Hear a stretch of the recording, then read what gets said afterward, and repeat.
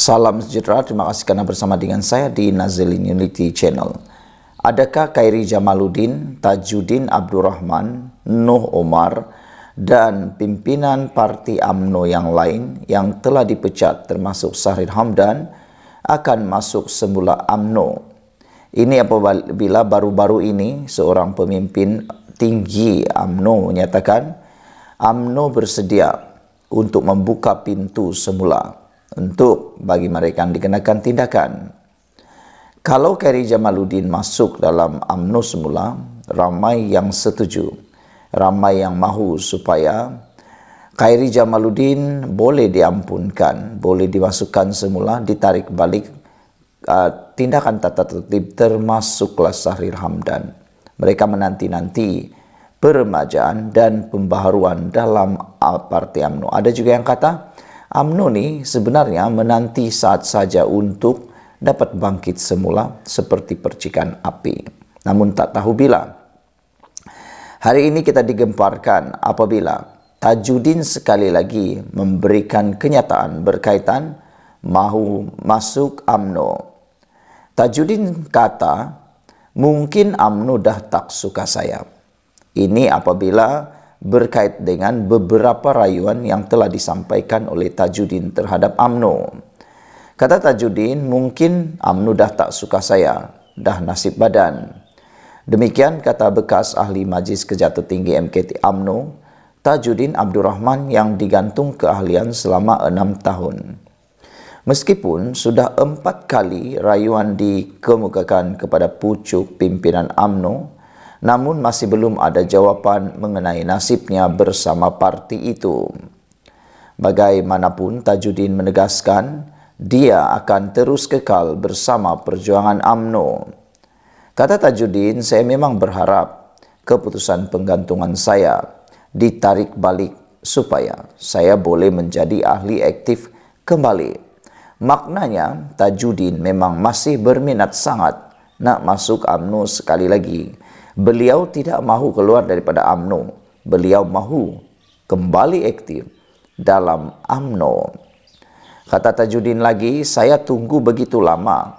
Harapkan kepimpinan UMNO boleh lepaskan penggantungan saya, kata beliau.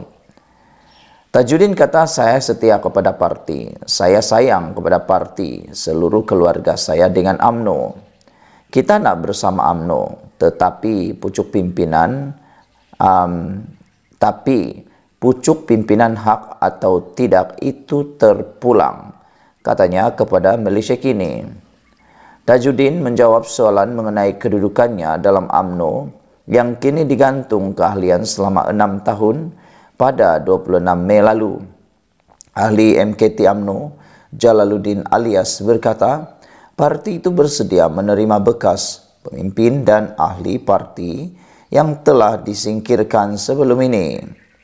Jalaluddin yang juga pengerusi Badan Perhubungan UMNO Negeri Sembilan berkata, ini kerana ada di kalangan mereka yang disingkirkan selepas proses pemutihan mahu menjadi ahli UMNO semula selepas melihat keadaan parti ketika ini.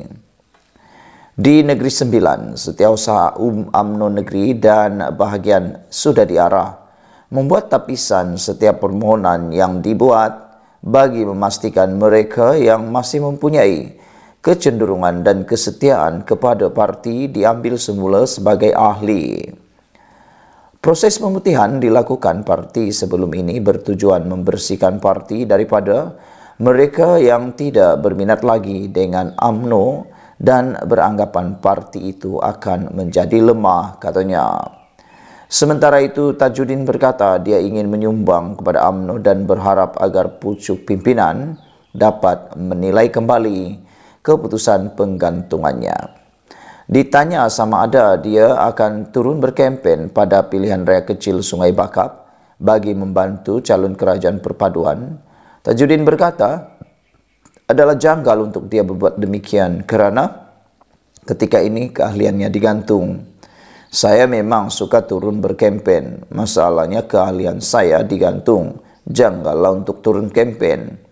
Memalukan saya dan juga UMNO. Nanti orang kata UMNO tak ada orang lain nak turun berkempen, katanya lagi. Sekian untuk kali ini. Jangan lupa tinggalkan komen anda, tekan butang subscribe. Kita jumpa lagi. Bye-bye. Selamat pagi, salam sejahtera. Terima kasih karena bersama dengan saya di Nazilin Unity Channel. Sejak kebelakangan ini, aktifnya SPRM menangkap, menahan jerung-jerung besar. Ini semua pastinya ada kaitan dengan kekuatan Perdana Menteri Anwar Ibrahim dan pengisytiharan perang rasuah oleh pimpinan Anwar Ibrahim dalam kerajaan Madani. Kita mengucapkan tahniah syabas kepada kerajaan ini kerana terkini satu lagi kes jerung besar ditangkap SPRM membabitkan kes cukai bocor bernilai 3,5 bilion ringgit yang mana pengarah syarikat dan 3 penguatkuasa antara 7 ditahan. Bayangkan saudara, bocornya cukai sehingga 3,5 bilion. Negara kita sebenarnya bukan negara yang miskin. Negara kita adalah sebuah negara yang cukup kaya dengan pelbagai sumber dan kekayaan. Namun demikian, tindakan sebilangan jerung-jerung besar yang tamak haluba, yang tidak pernah bersyukur dan cuba pula mengelak cukai menyebabkan negara kita, negara yang jauh ketinggalan berbanding negara-negara lain kerana adanya ketirisan-ketirisan seperti ini. Belum cakap lagi tentang rasuah dan sebagainya. Hari ini 7 individu ditahan SPRM kerana disyaki bersekongkol dengan sindiket penyeludupan barangan import di Pelabuhan Klang yang mengakibatkan ketirisan cukai dianggarkan bernilai kira-kira RM3,5 bilion. 2 wanita dan 5 lelaki berumur sekitar 30 hingga 50-an ditahan dalam ops transit lewat petang semalam di beberapa lokasi sekitar Pelabuhan Klang. Menurut sumber, katanya Mahkamah Magistrat Putrajaya menetapkan supaya semua suspek yang terdiri daripada 3 pegawai agensi penguatkuasa, seorang pengarah syarikat dan 3 pekerja syarikat direman 3 hari bermula hari ini bagi membantu siasatan. Sindiket ini dipercayai membuat pengisytiharan palsu dalam borang kastam bagi mengelak dikenakan cukai dan pengimportan barangan yang memerlukan permit daripada beberapa agensi seperti Suruhanjaya Tenaga ST dan Jabatan Perkhidmatan Kuarantin dan Pemeriksaan Malaysia. Dalam sindiket ini ialah seorang warga Singapura yang sedang bercuti bersama keluarga di luar negara dan daripada tangkapan itu, SPRM telah membekukan 9 akaun bank milik syarikat dan individu-individu terbabit. Kemarin, operasi SPRM bersama Jabatan Kastam Diraja Malaysia telah berjaya menahan 19 kontena yang mengandungi pelbagai barangan import membabitkan anggaran kasar termasuk cukai berjumlah kira-kira 10 juta ringgit. Susulan pemeriksaan, 5 daripada kontena itu didapati mengandungi pelbagai jenis barangan bercukai termasuk lampu LED, lampu solar dan tin daging babi yang diproses. Sedangkan semua kontena itu diisytihar sebagai barangan import termasuk kerusi roda dan tekstil bagi mengelak dikenakan cukai. Sekian dulu untuk kali ini. Jangan lupa tinggalkan komen anda, tekan butang subscribe. Kita jumpa lagi. Bye-bye. Salam sejahtera. Terima kasih karena bersama dengan saya di Nazilin Unity Channel. Kali ini, satu pendedahan yang paling mengecewakan Sanusi Maknor. Tak sangka, Jamil Kir sanggup mendedahkan rahsia yang paling pasti mencuit hati Sanusi Maknor, Menteri Besar Kedah. Kata Jamil Kir, dipetik dari UMNO Online, malang bagi orang Kedah bermenteri besarkan Sanusi yang sekadar jadi tukang umum, tapi akhirnya lepas tangan. Sebelum saya teruskan ulasan kali ini, jangan lupa tinggalkan komen Anda untuk isu kali ini. Ianya tentang isu apabila Sanusi Maknur didakwa gagal di dalam projek mega yang diumumkannya. Semuanya hampir semua gagal. Namun Sanusi tampil mempersalahkan ataupun Sanusi tampil untuk mengatakan bahwa bukannya gagal. Projek-projek mega yang ada diumumkan beliau, kata Sanusi, bukan gagal. Tapi ada yang berfasa, ada juga karena pihak swasta. Itu sebabnya Jamil Kir kata, malang orang Kedah bermenteri besarkan Sanusi kerana sekadar jadi tukang umum tapi lepas tangan. Pentadbiran Kerajaan PAS Kedah diketuai Sanusi seumpama orang mengigau dalam tidur lalu menganggap segala mimpi dan mengigaunya sebagai benar dan betul. Demikian bidas ahli Majlis Kerja Tertinggi MKT UMNO, Datuk Seri Jamil Kir Baharun, susulan pengumuman oleh Menteri Besar MB Datuk Seri Muhammad Sanusi Maknur membabitkan pembangunan dan pelaburan di negeri itu yang disifatkannya sebagai lepas tangan. Semudah pengumumannya sebagai berita hebat dan besar, Kedah sehingga mengalahkan semua kerajaan negeri lain di sudut pembangunan dan pelaburan, termasuklah dalam segala projek baru mega yang diumumkannya yang mega sifatnya. Namun, tiba-tiba hari ini dalam satu pengumuman media, Menteri Besar Sanusi menyatakan semua yang dia umum adalah projek swasta yang sangat bergantung kepada kemampuan syarikat tersebut. Menteri Besar Sanusi, syarikat swasta yang dipersalahkan. Semuanya sekadar pengumuman tanpa pelaksanaan. Jauh lagi pulangan, tetapi Menteri Besar Sanusi membuat pengumuman namun sudahnya lepas tangan.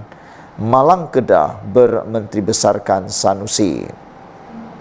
Di mana kebertanggungjawabaan kerajaan negeri?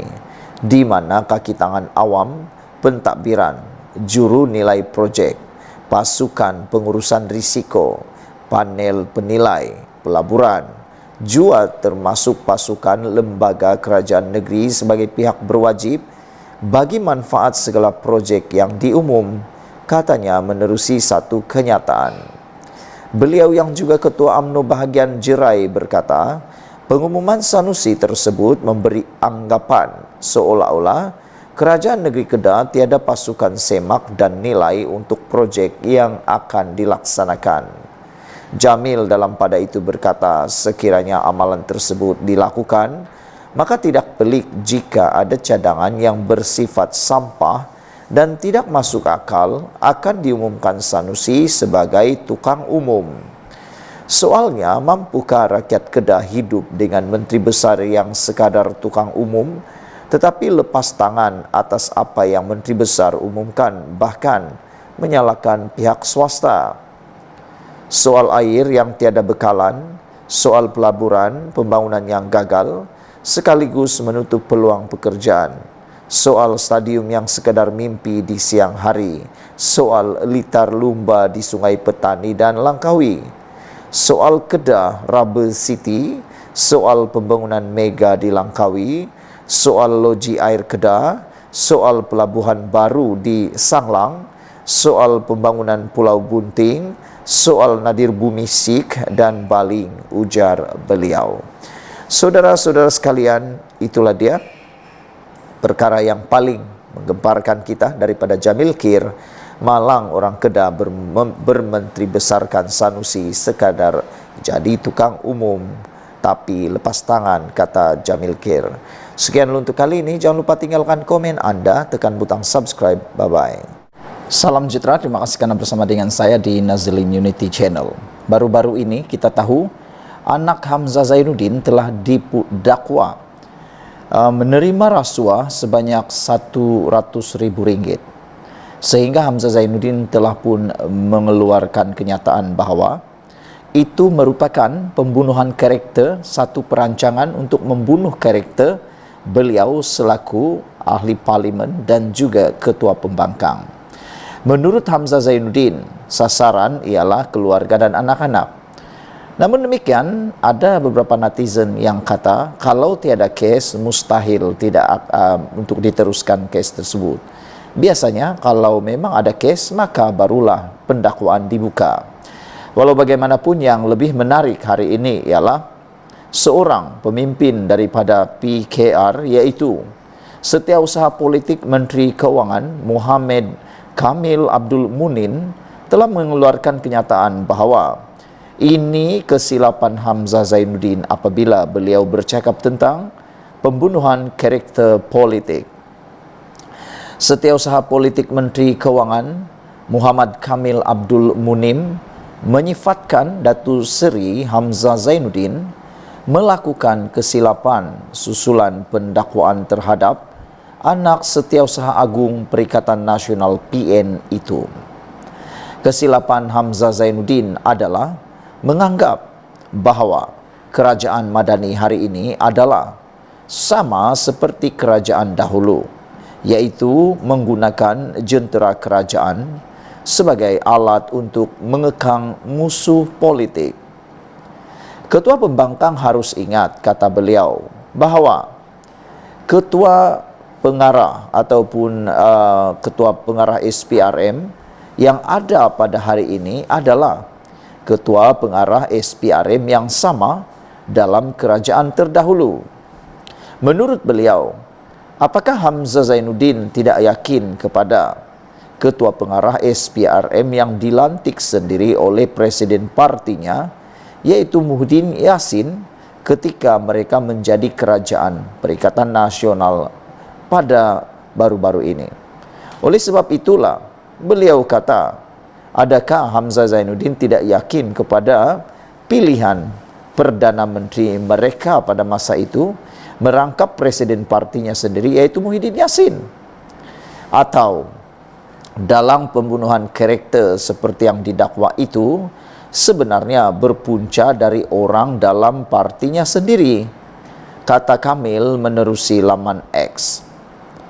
Beliau yang juga bekas calon PKR di Padang Rengas berkata demikian sebagai reaksi kepada kenyataan Hamzah yang menyifatkan pendakwaan terbaru ke atasnya atau ke atas anaknya pada 5 Jun sebagai siri perancangan pembunuhan karakter politik. Hamzah mendakwa tindakan itu dilakukan selepas segala usaha kerajaan PHBN pimpinan Datuk Seri Anwar Ibrahim memperalatkan pelbagai agensi kerajaan bagi mencipta naratif, persepsi serta mengada-adakan pertuduhan politik ke atas pemimpin parti Pribumi Bersatu Malaysia Bersatu, termasuk ke atas dirinya gagal. Tak dapat tanduk, telinga dipulas. Ini merupakan taktik lapuk yang memperlihatkan kemandulan kerajaan PHBN dalam usaha terdesak. Mereka menutup mulut para pengkritik dengan menyasarkan pemimpin Perikatan Nasional dan ahli keluarga mereka, kata Hamzah Zainuddin. Saya percaya akhirnya kebenaran akan mengatasi kebatilan dan kezaliman, kata Hamzah Zainuddin lagi yang juga ketua pembangkang. Pada 5 Jun lalu, anak Hamzah iaitu Muhammad Faisal, 40 tahun, didakwa di Mahkamah Session Kuala Lumpur atas pertuduhan menerima rasuah sebanyak RM100,000. Faisal dituduh menerima wang berkenan daripada Izmir Abdul Hamid yang didakwa sebagai bayaran untuk Hi-Tech Padu Berhad, Hi-Tech Padu, melantik syarikat Rimba Merpati Sendirian Berhad dan syarikat Permai Solution sebagai perunding pemasaran. Menurut pertuduhan, kesalahan itu dikaitkan dengan Hi-Tech Padu yang dikatakan diberi tender RM33 juta oleh syarikat Suruhanjaya Syarikat Malaysia SSM untuk pembekalan, penyewaan, pelaksanaan latihan, sokongan dan penyelenggaraan infrastruktur keselamatan. Anak Hamzah Zainuddin itu didakwa melakukan kesalahan itu di sebuah pejabat dekat Publika Shopping Gallery, Jalan Duta Mas 1 di sini pada Mac 2018. Jika sabit kesalahan mengikut Seksyen 16 dalam kurungan E, Akta SPRM 2009, boleh dipenjara sehingga 20 tahun, denda 5 kali ganda nilai rasuah atau RM10.000 mana lebih tinggi. Bagaimanapun, Faisal mengaku tidak bersalah dan mahkamah membenarkan tertuduh dibebaskan dengan jaminan RM25.000. Hakim turut memerintahkan dia menyerahkan pasport sehingga kes selesai, selain menetapkan 5 Julai depan untuk sebutan semula kes. Ini kali kedua Faisal dihadapkan ke mahkamah selepas pada April tahun lalu dia didakwa dan kemudian mengaku tidak bersalah atas 9 pertuduhan kes seleweng minyak masak bersubsidi Mahkamah Session Seremban. Sekian untuk kali ini. Jangan lupa tinggalkan komen anda dan tekan butang subscribe. Malaysia kita punya, kita jaga sama-sama, cintai Malaysiaku. Bye-bye.